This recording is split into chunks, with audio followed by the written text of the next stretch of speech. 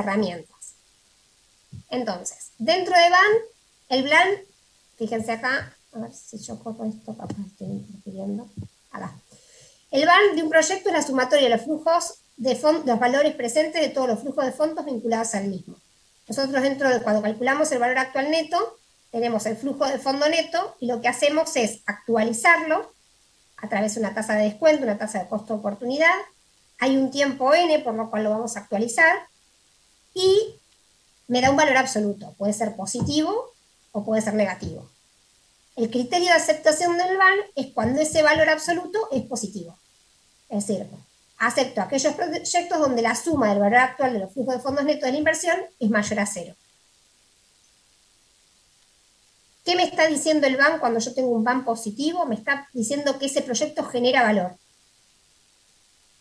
Y lo estamos viendo en valores absolutos.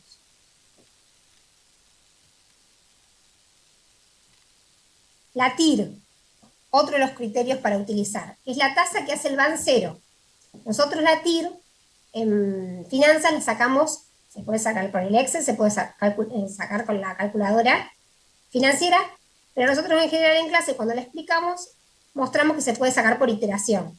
Es decir, si yo tengo un flujo de fondos que me da un BAN de 10.000 con una tasa de descuento que utilicé del 10%, si yo quiero que esos 10.000 tiendan a cero, voy y aplico y lo descuento al mismo flujo una tasa del 15%. Y bueno, quizás me da 500. Entonces le pongo 16 a la tasa. Y bueno, ahí capaz me da menos 200. Entonces, bueno, la TIR está entre el 15 y el 16%. Eso es iterar. Es decir, vamos cambiando el valor de la tasa para tratar de llegar que ese BAN se haga cero. La tasa interna de retorno es la tasa que hace el BAN cero. El criterio, acepto aquellos proyectos cuya tasa o TIR sea mayor al costo de capital. Entonces acá estamos mirando un criterio de aceptación porcentual. Es decir, estamos mirando una tasa. ¿Qué limitaciones tienen? Son las decisiones basadas en valores porcentuales, flujo de fondos con más de un... Yo misma me tapo a veces lo que dice acá. Con más de una TIR y proyectos mutuamente excluyentes. Ahí hay donde puede haber diferencias con la TIR. Tiene algunas implicancias que puede tener, en los casos de proyectos mutuamente excluyentes puede haber más de una TIR, entonces bueno, vamos a ver después una herramienta complementaria para resolver esos problemas. Y el tercer criterio es el valor de recupero, que es otra de las herramientas que le pedía, que le solicitaban los prácticos. El periodo de recupero, dijimos, BAN, un valor absoluto, TIR, una tasa porcentual, y el valor de recupero es en tiempo se mide, es cuánto tiempo exige la gerencia en recuperar la inversión. En general, para decidir por valor de recupero tenemos que tener una referencia, tenemos que tener un parámetro, decir, bueno, la gerencia va a llevar a cabo este proyecto siempre que se recupere en menos de 3 años. Lo que hacemos nosotros para calcular el valor de recupero es tomar el flujo de fondos. En algunos casos van a ver que el periodo de recupero se puede tomar por el flujo de fondo descontado, que financieramente sería mejor, o el flujo de fondo sin descontar. Tenemos la inversión inicial y vamos compensando partidas positivas con negativas. Por ejemplo, tenemos una inversión de 10.000 y el primer flujo me da 5.000. Bueno, entonces absorbo 5.000 y me queda ya es un año. Y el segundo flujo vamos a suponer que es 5.000 positivo también. Entonces decimos que la inversión se recupera en los 2 primeros años. Entonces, si la gerencia planteó este ejemplo hipotético de que hay que recuperarla en menos de 3 años, aceptaríamos el proyecto. ¿Se entiende? ¿Me van siguiendo? Si voy muy rápido, se desmutean y me dicen repetí y retorno a lo que estoy diciendo y lo repito. Intentemos que sea así fluido porque el chat, no, diríamos, si yo quiero avanzar, el chat lo puedo mirar a lo último para ver si quedó algo, pero no lo puedo ir barriendo a medida que voy avanzando con lo que voy diciendo. Vamos a leer lo que plantea la Filmina. Dice, representa el número de periodos, años, meses que se requiere para que los flujos de fondos originados en dichos periodos permitan recuperar la inversión inicial. Esto que le dije de ir solapándolos. Criterio, acepto aquellos proyectos cuyo periodo de repago sea menor o igual al requerido. Y limitación, no considera el valor tiempo del dinero e ignora flujos posteriores que superan el periodo de repago. La limitación de no considerar valor tiempo del dinero es si utilizamos el flujo de fondos sin descontar, es decir, el primer subtotal, el flujo de fondos neto. Si nosotros lo descontamos y el periodo de recupero lo sacamos del flujo de fondos descontados antes de compensar y calcular el VAM, ahí sí consideraría el valor tiempo del dinero, porque estamos considerando n tiempo y una tasa de oportunidad, la tasa de costo de oportunidad o la tasa de descuento. Pero sí, en ambas maneras de calcularlo, sea el periodo descontado o sin descontar, ignora los flujos posteriores a lo que supera el periodo de repago, sí, porque se acota a cuando recupero la inversión, sí, bueno, hasta acá llegué. Esa limitación sí en las dos situaciones se presenta. Vuelvo. Depende de dónde me pongo, es como que veo y a veces no veo. Acá. ¿Qué consideraciones vamos a tener para armar el flujo de fondos? ¿Qué conceptos integran el flujo de fondos? ¿Y qué conceptos no? Bueno, una de las cosas importantes es que debemos incorporar solo el flujo de fondos incrementales que el proyecto genera, dice acá un ítem.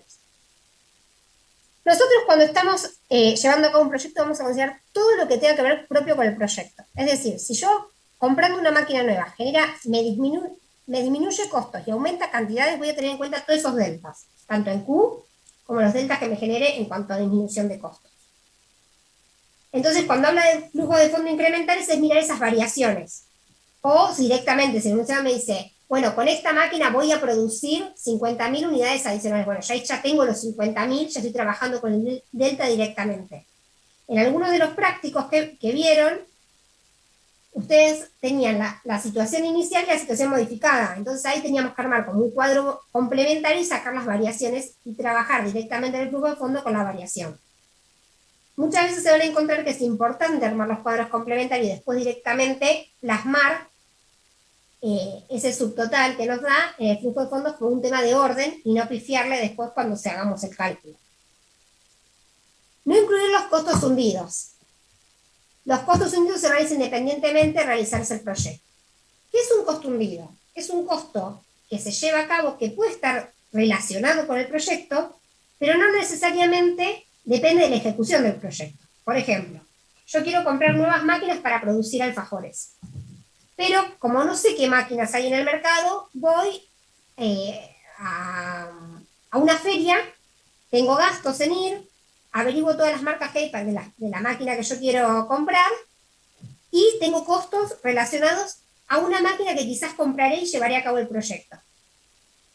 Avanzamos en la lectura y al final se lleva a cabo el proyecto, se compra la máquina para producir alfajores de forma más eficiente. Ese costo que tuve por averiguar cuáles máquinas había en el mercado no debería ser incluido. Es un costo hundido. Va independientemente que yo después ejecute o no la adquisición de esa máquina. Entonces, en ese caso, no lo tendríamos en cuenta dentro del flujo del proyecto. Entonces, cuando lean los enunciados, marquen cuando van leyendo cuándo son costos hundidos y esos ítems no los vamos a considerar. Tener en cuenta solo las erogaciones reales. Las amortizaciones no son gastos erogables, pero sí su ahorro impositivo. Yo les comenté la primera clase que estamos en finanzas. Finanzas, el input es la contabilidad, pero la transformamos. Para transformarla en forma financiera, no vamos a trabajar con lo devengado, sino con lo percibido. Entonces, íbamos a trabajar, cuando hablamos de percibido, con lo efectivamente pagado o cobrado.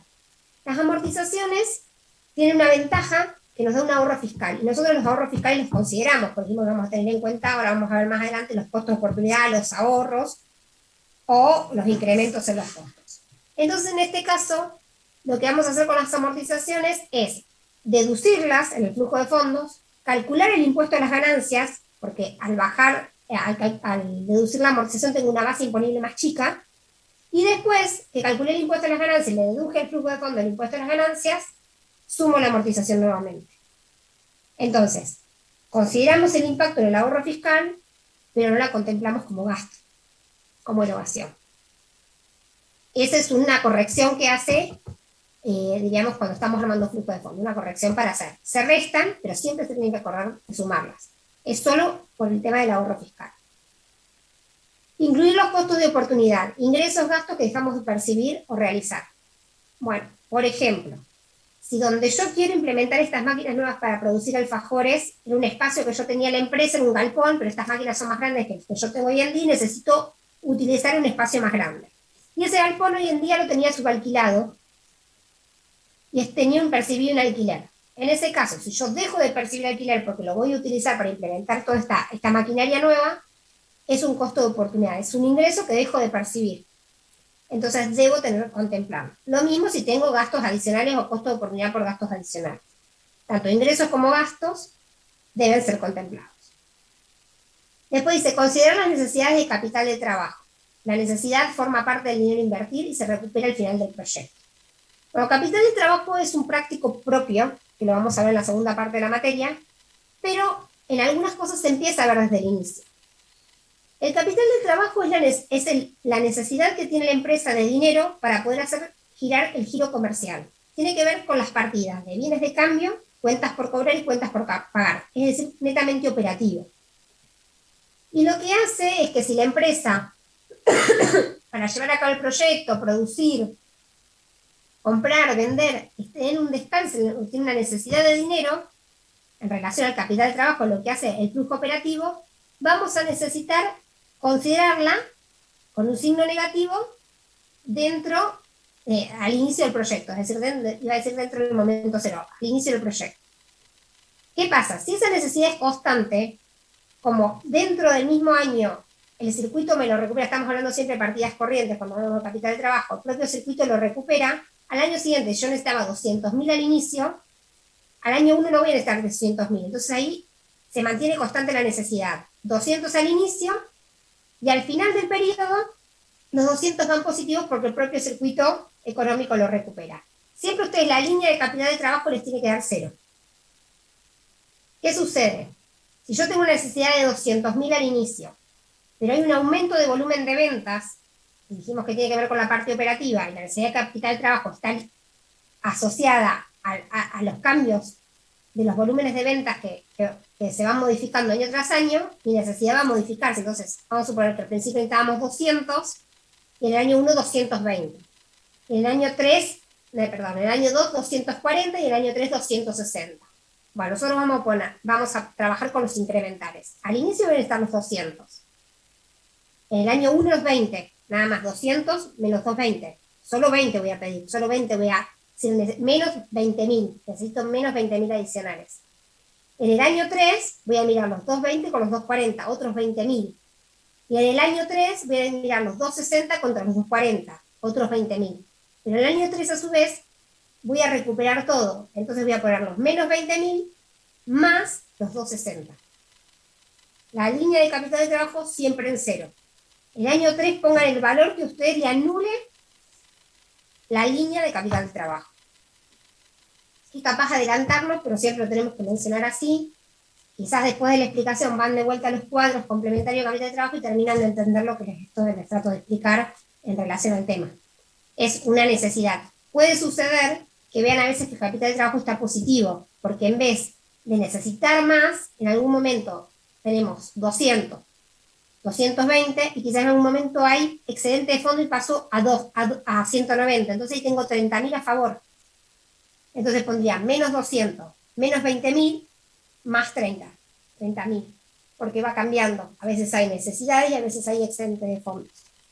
Igual en el último año, siempre va el valor que me anule toda la línea de la necesidad de capital de trabajo. Lo marcamos eso de que tiene que recuperarse al final del proyecto porque es un error muy común que se ve en los exámenes. Que voy a subir esto para arriba. Incluir al final del proyecto un valor horizonte, eso se refiere a si al final del proyecto, que tiene una N vida, hay una proyección, una perpetuidad de ingresos, costos a contemplar que deberían ser contemplados en el último periodo. E incluir todos los efectos del proyecto. Bueno, todo lo que tenga que ver con el proyecto, que haga al proyecto y me esté generando ingresos, gastos, incrementos en unidades, todas las variables que deban ser contempladas, seguros adicionales, gastos adicionales, costos de oportunidad que mencionamos, deben ser incluidos dentro del proyecto. Bueno, ahí estábamos. Profe, perdón. Sí. ¿Podría explicar de nuevo lo del capital de trabajo? Porque es una de las dudas que a mí me había saltado en el punto 2, en donde hay una Sí, inversión incremental en la mano de obra, sí. de las dos opciones de variación con inversión, sin inversión, y no entendía bien por qué en el año 3, digamos, el gasto de mano de obra era cero y como que había una desinversión y eso me sumaba en el flujo de efectivo, en el flujo de fondos, y no entendía bien por qué. O sea, no entiendo Ahora, por qué. el tema del ejemplo puntual lo miro cuando voy Ok. al ejercicio 3 y revemos lo del ejercicio 3. Explico nuevamente si querés lo que es capital de trabajo en cuanto a necesidad. El descalce, vos, el excedente o las necesidades surgen de cómo te van planteando el enunciado, cómo se te presenta el enunciado. Es decir, vos tenés que el enunciado se presenta. Hay una necesidad inicial de tanto de capital, de necesidad de capital de trabajo. Si al año siguiente se modifica o cambia, vos tenés que ver la variación que hay. No vas a poner en el flujo de vuelta la necesidad inicial. Vas a poner qué te varió del inicial al año siguiente. Solo pones la variación. Por eso ya hablaba del ejemplo de 200, 220, 240 y vamos poniendo las diferencias. Un ejemplo que hice al azar.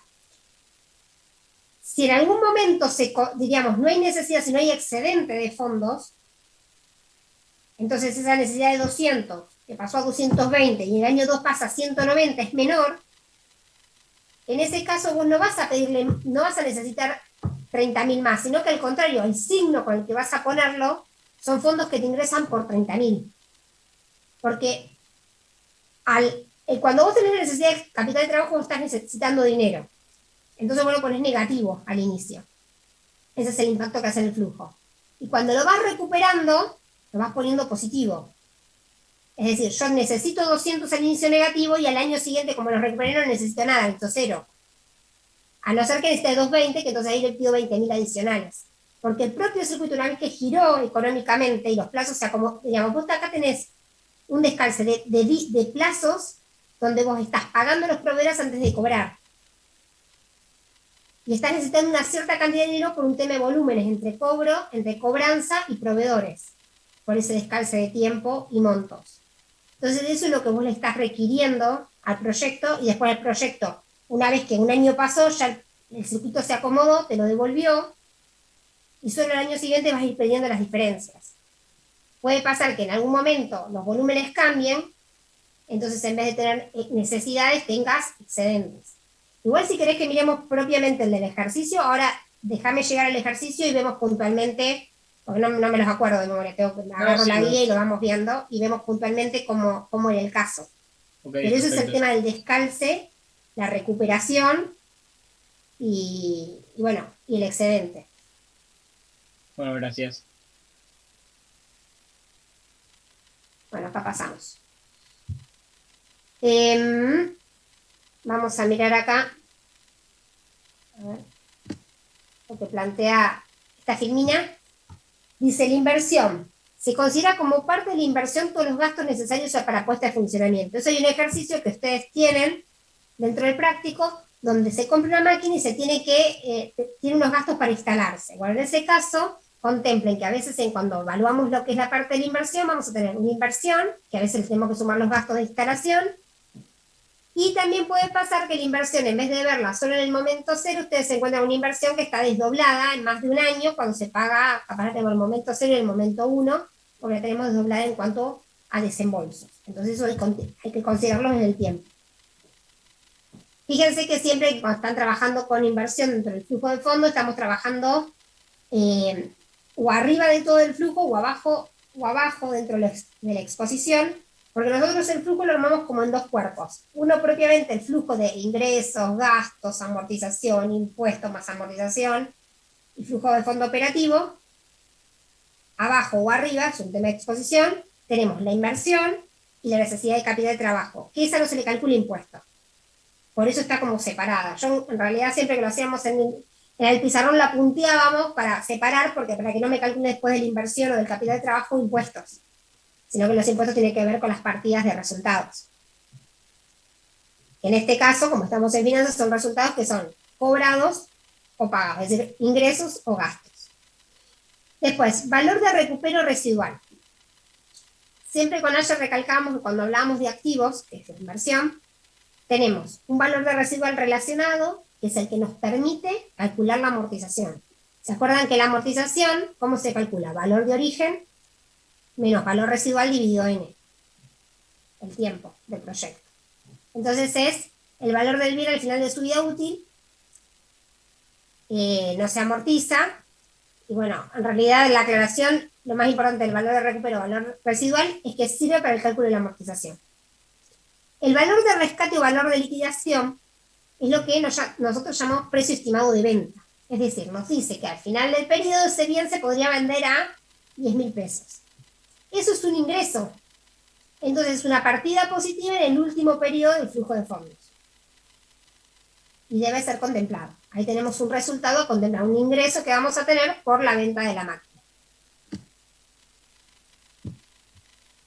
Y baja de un bien de uso, se debe dar de baja el bien de la contabilidad, se amortiza al 100%. Hay un ejercicio que después ahora nos vamos a detener, en el cual hay un reemplazo. Hay un bien que se vende en el momento cero, hay que ver cuánto faltaba amortizarlo, así que lo tenemos que dar de baja la amortización, reconocemos lo que recupero, más que recupero, el valor de venta de ese bien que yo estoy dejando de utilizar, doy de baja la amortización que le quedaba pendiente y después doy de alta la inversión nueva del proyecto y las amortizaciones nuevas del proyecto. Compensadas, bueno, vamos a mirar el delta con relación a la amortización que quedaba pendiente. Pero ahí es un tema de reemplazo. Por eso dice que cuando vamos de baja un bien de uso se tiene que amortizar al 100%. También lo vamos a ver si quieren detenidamente en el ejercicio que tiene que ver, creo que es el 4 con eso. A ver, ahora vamos acá.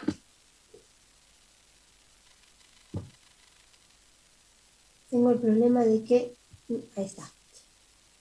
Costo de capital. Costo promedio de poner al capital, rendimiento de las inversiones alternativas. Nosotros, al margen que tema tasas de descuento y la tasa con la que estamos descontando indirectamente es la cara de la moneda que arrancamos la clase pasada a ver. Son inversión y financiamiento, es una moneda con dos caras. Es decir, una es inversión y la otra es financiamiento. Están totalmente relacionadas. Nosotros al estar descontando el flujo de fondos del proyecto, estamos utilizando una tasa de corte, una tasa de descuento. Esa tasa de descuento tiene que ver con el análisis que van a ver en el práctico número 2. Pero, como hicimos con capital de trabajo, empezamos a ver conceptos adicionales en el práctico 1 para poder ir resolviendo y utilizando las herramientas financieras. Dentro de lo que son las tasas de descuento, tenemos el costo de capital, CAE, CAE es la tasa exigida por el accionista. Es la tasa que exige quien presta el dinero, pero quien es propietario de la empresa. Es decir, es fuente de financiación de patrimonio neto. Se denomina que a CAE se lo utiliza ese costo de capital exigido por el accionista cuando estamos en un contexto con racionamiento de fondos. Esto también es propio del práctico que viene. Ustedes van a ver en teoría lo van a ver en financiamiento. ¿Qué significa que estamos en un contexto con racionamiento de fondos? Es un contexto donde están los fondos del exterior racionados, no tenemos posibilidad de acceso a ningún tipo de fuente de financiación ajena, pasivo. Entonces los únicos fondos que tenemos para llevar a cabo o ejecutar el proyecto son los propios de los dueños. Entonces, la tasa a utilizar es el costo de capital denominado CAE. ¿Se entendió hasta ahí? Ahora, Perdón, ¿qué pasa? Sí. Hacer enter, porque, digamos, acá están todas las tasas posibles que pueden aparecer en el trabajo práctico, pero algunas son correctas y otras no, para que no se queden... Porque le pusiste... Claro, así explicás sobre eso. Ok.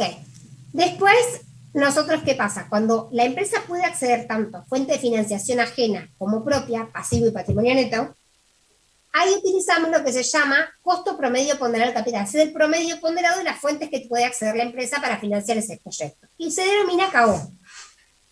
Se dice que podemos utilizar CAO cuando estamos en un contexto sin racionamiento de fondos. Es decir, no tenemos racionado nada y tenemos acceso a ambas fuentes de financiación.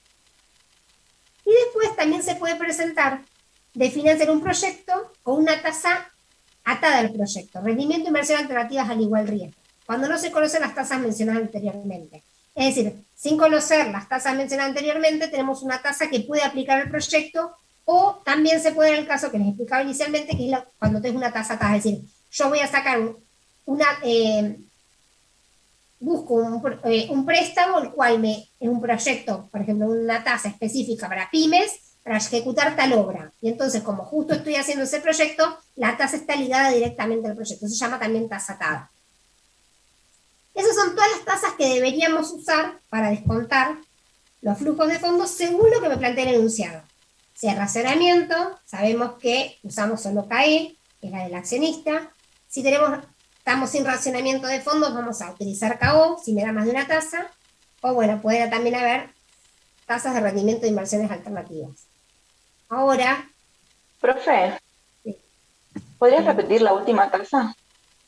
Sí.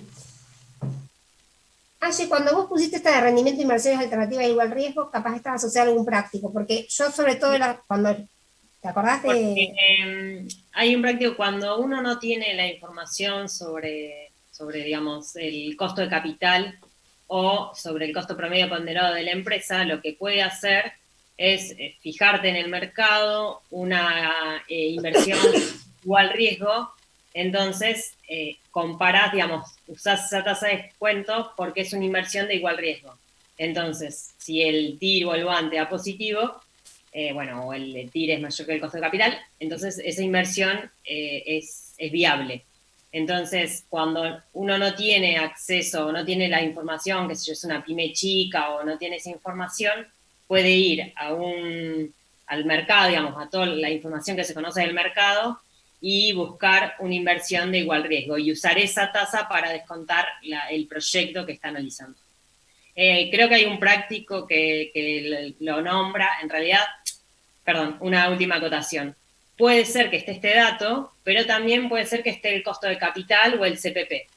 Si está alguna de las otras dos, esa es bien exacta de su empresa, o sea, que usen esa. Pero en el caso de que no esté ni el CAE ni el CPP, utilicen el rendimiento de inversiones alternativas. Pero siempre que tenga en cuenta que es igual riesgo. Si es un rendimiento de una inversión alternativa con diferente riesgo, esa no está contemplada, no sirve, no es útil. Ustedes se encontraron con el práctico que en algunos les da más de una tasa y empezás a dudar cuando tenés que descontar qué tasa utilizás. Cuando se armó este slide, ese era el fin, de plantear qué tasas se utilizaban y por qué. En general ustedes van a ser KO y KE, las que se van a usar. O puede también ser, como les decía, también una financiación, es decir, una tasa que sea de financiación para ese proyecto porque nos las dieron, ese préstamo nos dieron para, digamos, esa fuente de financiación ajena, que tiene una determinada tasa específica, es exclusiva para ese proyecto.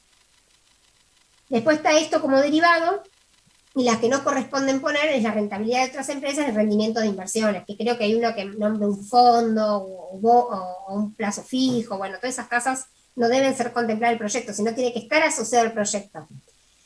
Y para que ustedes terminen de entender por qué estamos pensando de esta manera, es porque la tasa que yo estoy descontando, ese flujo, es la tasa que está financiando ese proyecto. Entonces, por eso es importante que la tasa esté asociada. Es decir, ¿quién lo está fondeando el proyecto? ¿Los accionistas solos? ¿O el accionista y el pasivo, que también la estructura es pasiva? Entonces ahí estamos hablando del costo promedio ponderado del capital. Por eso es importante definir qué tasa. Pero bueno, nos estamos adelantando el práctico que viene, pero bueno, en parte también estos tips para cuando ustedes en algún momento les dan un pequeño flujo para descontar, le dan 2 o 3 tasas, recuerden que siempre tienen que tratar de encontrar el KO o el CAE dependiendo del contexto que se les esté planteando. Bueno, otra de las cosas importantes es el tema de ser homogéneos con el tema de la inflación. Acá dice hay que ser consistente con la inflación, lo podemos considerar el flujo, lo podemos considerar la tasa, siempre que estemos hablando de flujo nominal, tasa nominal, flujo real, tasa real. En los ejercicios que hay acá en el práctico, nos planteaban los valores y nos decían el crecimiento que tenían acorde a la inflación, y en ese caso nosotros lo que hacíamos era multiplicarlo por 1 más pi la denominamos en general inflación. Y tengan en cuenta que también la inflación en uno de los prácticos se va modificando, entonces también la inflación hay que considerarla en forma acumulativa, así que cuando veamos el práctico ese vamos a hacer esa mención. Hay una equivalencia, que es la que está acá abajo a la derecha. No quiero correr y no puedo. Que dice la tasa nominal le cuenta la inflación para obtener la tasa real. Fíjense que dice 1 más T nominal sobre 1 más inflación es igual a la tasa real, a 1 más la real. Pasamos ese 1 restando, entonces la tasa real se saca de esa relación, de la nominal dividido la inflación. Esto mismo, esta relación que hay para las tasas, se puede hacer con el flujo. El flujo de fondo nominal dividido 1 más pi es igual al flujo real. Y el flujo real por 1 más pi es igual al flujo nominal. Es decir, utilizamos esta relación para arriba o para abajo dependiendo de lo que tenemos que calcular. Que es como así se resolvieron los últimos prácticos de inflación. Sí, solo hago una acotación. Digamos, las dos formas, si yo descuento en el flujo, descuento en la tasa, vamos a llegar al mismo valor, solo si cuando ajustamos por inflación, ajustamos todas las variables por la misma tasa. Entonces vamos a llegar al mismo resultado. Si al flujo yo lo voy aumentando, digamos, por diferentes porcentajes, digamos, uno crece el 30% crece al 13%, otro crece al 15%, otro, porque cada producto que tenemos capaz que quizás tengamos en el flujo de fondo crece en diferente porcentaje. Por ejemplo, servicios públicos es diferente a lo que puedes tener un costo, un servicio que tengamos de limpieza. Entonces, cuando nosotros utilizamos diferentes porcentajes de ajuste por inflación, en este caso no nos van a dar igual los dos métodos. La única forma que nos da igual, les digo, por si en el trabajo práctico quieren controlarlo o uno de sus compañeros lo hace por un método y otro lo hace por el otro, solo da en el caso de que todas las variables se ajusten por el mismo porcentaje de inflación. Si no, no les va a dar un comentario al margen. Ajusto por inflación las variables que sufren impacto, utilizo la tasa de descuento requerida o costo promedio ponderado. Llevo el flujo obtenido a valores reales descontando la inflación a la tasa nominal de descuento de la inflación. Lo que no se puede hacer acá es, bueno, la combinación de no tener en cuenta, diríamos, mezclar los valores nominales con los valores reales, que era lo que dijimos al inicio. Bueno, y acá ya entramos a lo que es el práctico. Hasta acá un poco qué tips, y también capaz, en cierta forma, hemos aclarado dudas de lo que veníamos, de lo que ya quizás empezaron a ver, por el marco de las cosas que comentamos, o por qué no les cerraba, por qué se tomaba una tasa y otra, y quizás con las aclaraciones que hicimos ya han podido ir viendo qué tasa se tomaba en cada situación. Vamos a plantear el ejercicio 1. El ejercicio 1 es el ejercicio de el centro de belleza. Este ejercicio marcaba dos cosas importantes. Un ejercicio simple, tenía una única tasa de descuento de costo de capital que era el 15%, y tenía como novedad lo que era trabajar con costo de oportunidad y también trabajar con el tema de los costos hundidos, que no contemplar los costos hundidos. No sé si en relación al ejercicio 1 hay alguna duda, como para que me consulten. O si ese no hubo problema, trabajado directamente, tuvieron en cuenta los ingresos, los costos operativos, estaba el costo de oportunidad del alquiler que se deja de percibir, el cálculo de la amortización, después se descontaba esa tasa única, yo tenía BAN, TIR y el periodo de recupero. ¿Este lo pudieron hacer todos? Yo tengo una sola duda sobre este, profe. Decime. Con el tema del periodo 1, o sea, porque la inversión inicial que está hecha, digamos, en el periodo 0 y en el periodo 1, digamos, en dos tramos. ¿Por qué en el periodo 1 no la ponemos arriba para que también se deduzca del impuesto si en realidad es un gasto que vamos a tener? No, porque es lo que te comenté hoy cuando te hablé de inversión. La inversión, cada vez que armes el cuerpo de la inversión y capital de trabajo, punteate la hoja con la que estás trabajando. Es decir, lo que es el cuerpo de la inversión, ¿viste cuando vos visualizás la fórmula de BAN que dice menos inversión inicial más flujo de fondos descontados? La fórmula simplificada.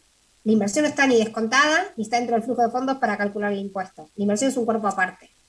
En la inversión en el cuerpo aparte vamos a tener el activo fijo, que es la inversión, y la necesidad de capital de trabajo. Nada más que viéndola en vez de verlo en un solo concepto, acá lo vemos apaisado en el término tiempo N que me planteé el ejercicio.